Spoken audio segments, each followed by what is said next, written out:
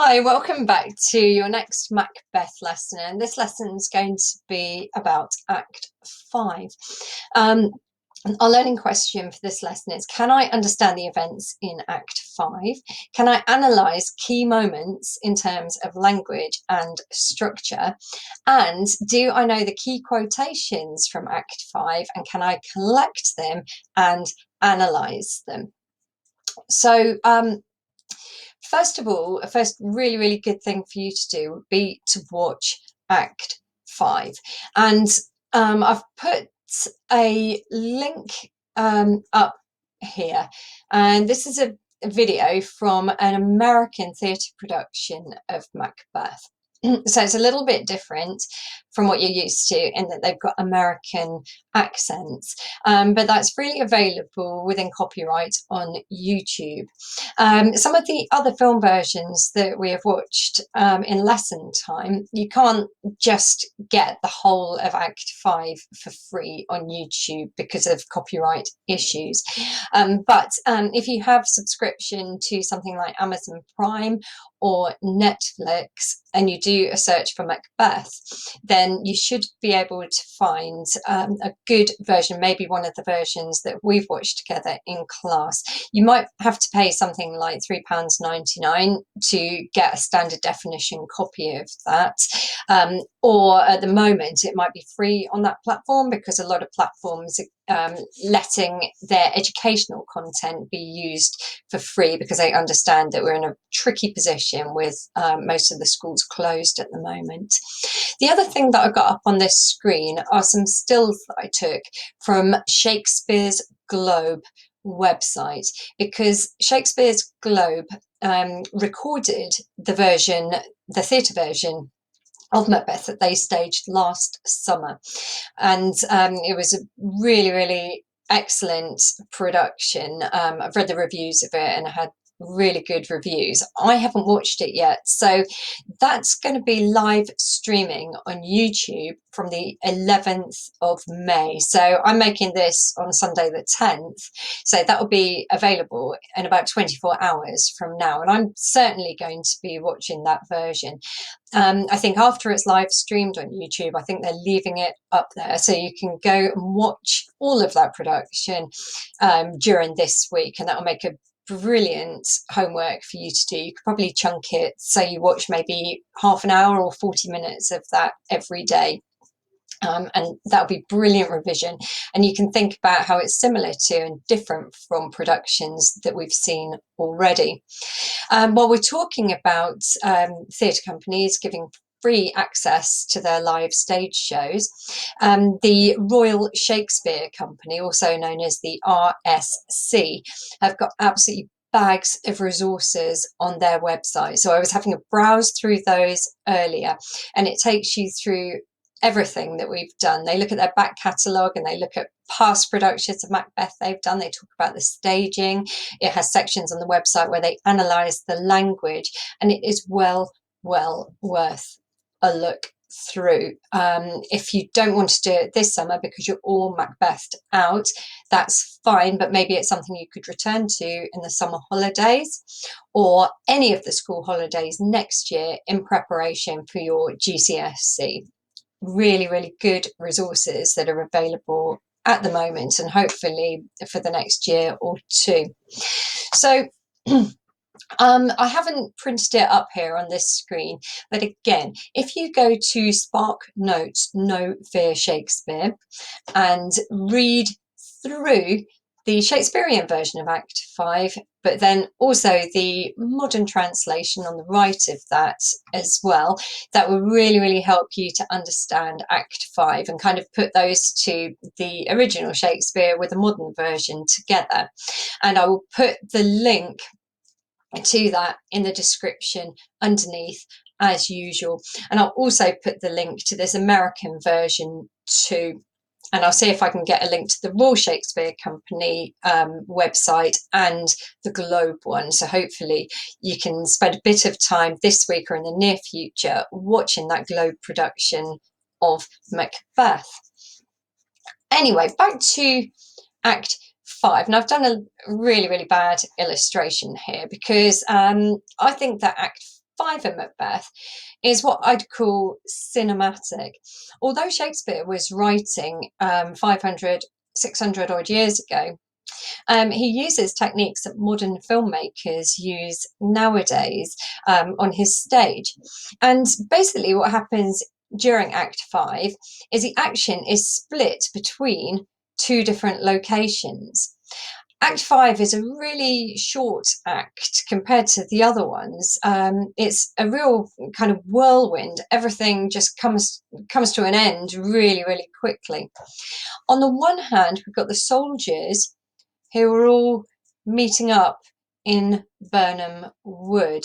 So the English soldiers, who Edward the Confessor has lent to Malcolm and Macduff to reinstate Malcolm as king. And then we've got the rest of the action, which is happening inside Macbeth's castle on High Dunsinane Hill. So not really to scale. We've got the woods down here, and we've got the castle up on this very badly drawn hill just here. And if you have a look, I've kind of split it up for you. It might be useful if you're quite a visual learner to make a quick copy, probably a much better copy of this picture. So after I've explained it, you could pause the video and maybe copy this into your book.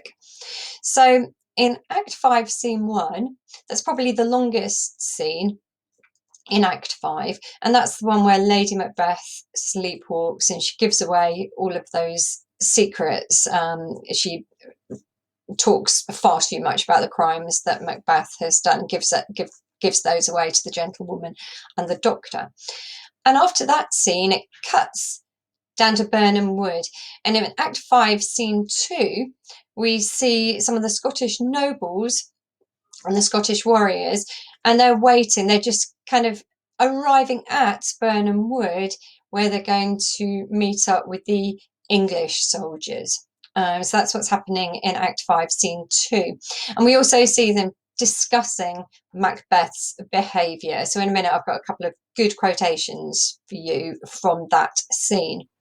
Then in Act 5, Scene 3, we see a messenger talking to Macbeth back in Macbeth's castle. And the messenger reports that he estimates there are about 10,000 soldiers moving towards Macbeth's castle. Macbeth is having none of it. He doesn't want to know. Then it cuts straight back from there down to here, Act 5, Scene 4, where the English and the Scots troops meet. And this is the one where Malcolm says to all the troops, each of you hew down a branch from a tree, and we'll use that to disguise our attack on Macbeth's castle. From Act 5, Scene 4, then we jump back to Act 5, Scene 5, and Macbeth is preparing for battle, putting on his armour, hanging banners on the castle to show that it's time for battle. And in the midst of all these preparations, the screams of women are heard and Lady Macbeth dies. And then from Act 5, Scene 5, we jump back again to Burnham Wood, except actually we're a bit further on from Burnham Wood now, probably at the bottom of the hill or even halfway up the hill. The English and the Scots are preparing for battle, for the final showdown and to take on Macbeth. And then, as I put here, Act 5, Scene 7 is the final showdown. And I'll say later in one of my slides, this is in the Oxford version I've been using to make my notes. In some versions of the play, they split this scene down even further.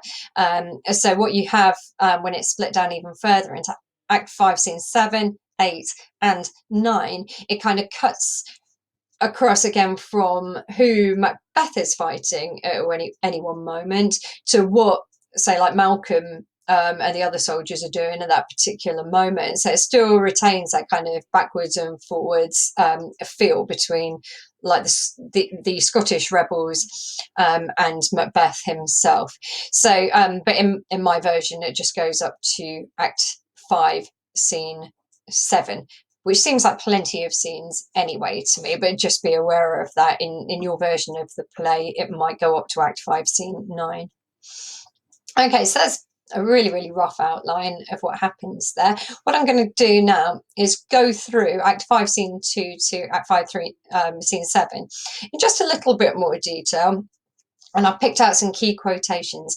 And what I would like you to do as we're going through is to collect those key quotations. So if you need to pause the video to write those quotations down, then please do. And as you're writing them down, think about how you might use them in an essay. Okay, so I haven't written much for Act 5, Scene 1. This is the one where Lady Macbeth sleepwalks, and basically you need to revise your notes from class for that one. Okay, I've got nothing to add to that at the moment. As I said, in Act 5, Scene 2, the Scottish nobles and warriors move towards Burnham Wood to join up with the English troops. Here's a couple of key quotations. So a character who's never been in it before, but he's called Caithness. He comments, "Some say he's mad," and he's talking about Macbeth there. So it's a really, really nice one to remember. So he's gone from brave Macbeth, well, he deserves that name in Act 1, to this mad tyrant in Act 5. Some say he's mad. And then Angus, who has been in it before, he was part of Duncan's entourage. He says this about Macbeth: "Now does he feel his secret murders sticking on his hands." So really good quotation. We're thinking about how you might be able to analyse that one. There's quite a sibilant feel, his secret murders sticking on his hands. So a sibilant feel through here. It's almost like he's talking quietly. So even though he's not at Dunsinane yet, he's still keeping a soft voice. That could be the effect of the sibilance, or he could be kind of almost hissing when he thinks about the evil that Macbeth has committed.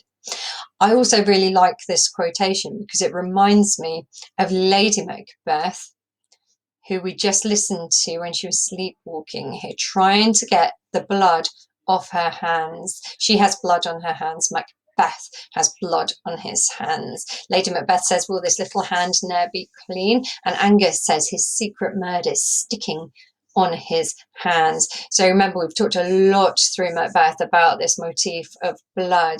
Blood will have blood. You cannot get the blood off your hands or off your soul. And here you get the same idea, which is repeated: his secret murders sticking on his hands. He thought he could wash his hands of the murders, but he's been found out, and now he's going to face justice.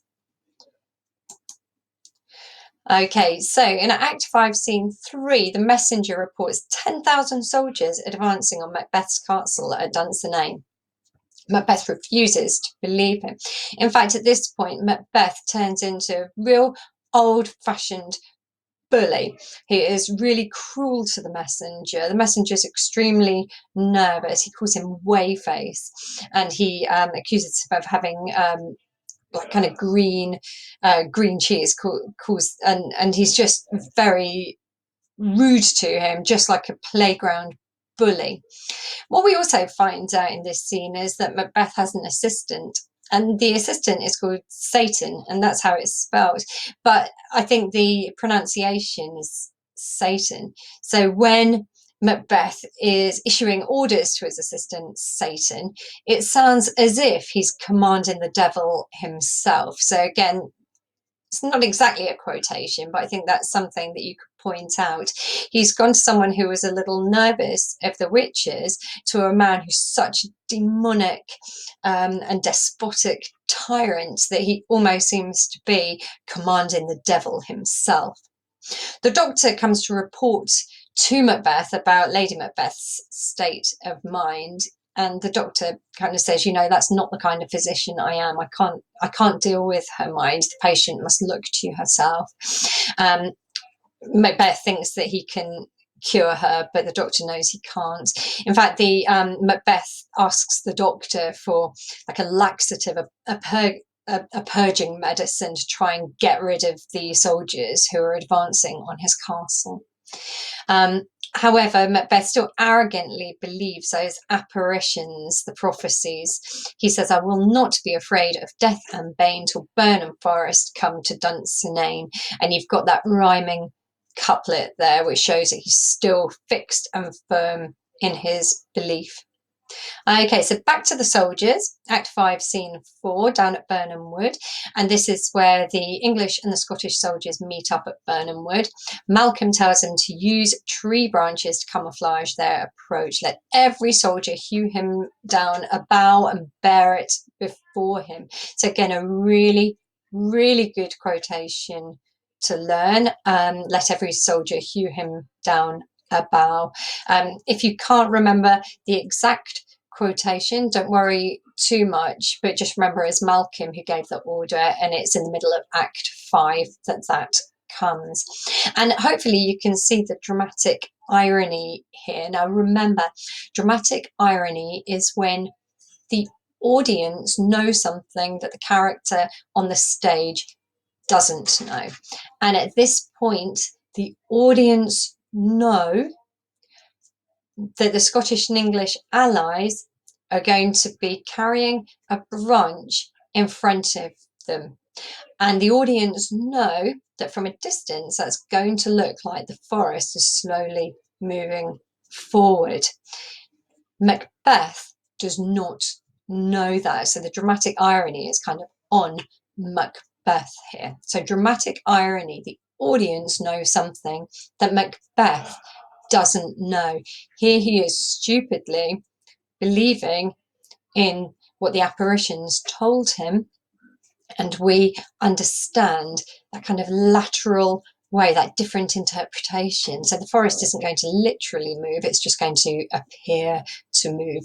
And I think that the audience would be delighted with this knowledge, because now they're understanding how the witch's lies are being revealed. Okay, so in Act 5, Scene 5, quite a few different things happen. So it starts off with Macbeth preparing for battle. He says, hang out our banners. And I have just done a little bit of analysis of that quotation just up here and read for you. It's this idea of outward appearances being deceptive. Macbeth has his castle. Most of his followers have deserted him now and joined the Scottish and English allies who are taking him on. Really, he has no chance at all when his castle is besieged. But he's still keeping those outward appearances. So remember, right back at the beginning, look like the innocent flower, but be the serpent under it. Here, he's looking like the king. He's looking like he's in control of the battle situation. He's putting those outward appearances there to try and make himself look stronger and more prepared than he is. But the cry of women disrupts his orders. So he's trying to get ready, and he hears the cry of women. And here we learn that he'd forgotten what fear is. He could hear the fear in the women's voices, and he'd forgotten what fear is. He doesn't seem to have any emotions anymore. And again, you could say that that's part of his fall from grace, the fact that he has no empathy or emotions anymore. He's almost like a psychopath. The cry of women disrupts his orders. Satan tells Macbeth that his wife, Lady Macbeth, is dead. And Macbeth is going to do the famous tomorrow and tomorrow and tomorrow soliloquy. And next lesson we'll look a lot more closely at that soliloquy with the help of Sir Ian McKellen, who does an old 70s workshop on it, which there's a bad quality video of on YouTube, but it's brilliant the way that he analyzes that. So that will be something for us to look at next time. Then a different messenger, not Satan or the previous messenger, a different one enters and tells Macbeth, I looked towards Burnham and anon methought the wood began to move. Macbeth, I kind of feel he kind of is starting to believe that things aren't going right for him. But outwardly, again, he's unwilling to believe that the witches have tricked him. He replies to the messenger, liar and slave. he doesn't like these messengers. Okay, so coming to the end of this act now. In Act 5, Scene 6, the English and Scottish troops lay down their branches and prepare for the battle. And then in Act 5, Scene 7, this is where we have the final conflict and the final fight, and this is how it goes. So they send in Malcolm's champion fighter, young Siward, and he's killed really, really early on by Macbeth. Macbeth is still clinging on to the next prophecy of the apparitions. None of woman born shall harm Macbeth, because as he kills Siward, he says, "Thou wast born of woman." Meanwhile, Macduff is seeking Macbeth in his castle, and he calls out, "Tyrant, show thy face." And when Macduff finds Macbeth, Macbeth is facing away from him, he shouts at him, "Turn, hellhound, turn." So you can see that Macduff is showing no respect to Macbeth. He uses those two forceful, aggressive imperative verbs, turn, and then repeats turn. And he doesn't call Macbeth your majesty or you or anything like that. He calls him a hellhound, so a huge dog that comes from hell. Macbeth tells Macduff he doesn't want to fight him. He feels guilty. He says, "I have enough of your blood on my hands already." But he also, Macbeth still seems to think he cannot lose, and he throws that apparition into Macduff's face, or so he thinks. "I bear a charmed life, which must not yield to one of woman born, and much quicker on the uptake with the equivocation, the vague and imprecise language and the ambiguous language that the witches use." Macduff realizes exactly what this means, and he realizes how Macbeth has been fooled, and he says to Macbeth, looking him straight in the face, "Macduff was from his mother's womb untimely ripped."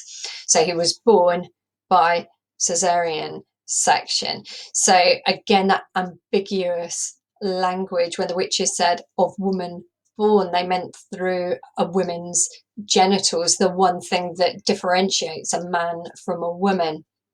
Macduff was not born through the birth canal. He bypassed that because he was born by caesarean section. So the uterus was cut into from above. Macduff removed that square, as you can see in the picture. And Macbeth realizes, first of all, the witches have made the forest move, and now they've fooled me again. The sources of evil have fooled him again. And definitely in the Polanski version of the video, at this point, he more or less gives up. He says, "I will fight on," but he does it quite half-heartedly. So they fight. Macduff kills Macbeth, and then we get a bit of dialogue between Malcolm and some of the others, but then enter Macduff with Macbeth's head. So it kind of it comes almost full circle from where the original Thane of Cawdor was executed at the beginning. Macduff greets Malcolm, "Hail, King." So we've got another king, and this time it is the rightful king. And almost all of Shakespeare's plays, apart from King Lear, all of Shakespeare's plays end with like order restored. So Malcolm should have been the king. He was named Prince of Cumberland, and he was from Duncan's bloodline, obviously. So with Macbeth's death, order is restored, and Malcolm becomes king. And then Malcolm is pleased that Macbeth has finally died, and he ends the play saying farewell to this dead butcher and his fiend-like queen. So again, a really, really good quotation just to show how far Macbeth has fallen from grace. And that kind of ties up the loose ends, as I said, because order is restored. So your task for this little section really is to make sure that you've listed down all those key quotations, and you know who says them and what the context is for those key quotations. So make sure you've got those quotations written down and some of these notes as well. So you may need to rewind, rewatch and pause some of the video. We have nearly finished our work on Macbeth. I'm sure you'll be really pleased to know. I want to do some analysis of that tomorrow and tomorrow's scene, and also zoom in perhaps on some of the language through Act 5 a little bit more. But for now, I will see you next time for what hopefully will be our last lesson on Macbeth.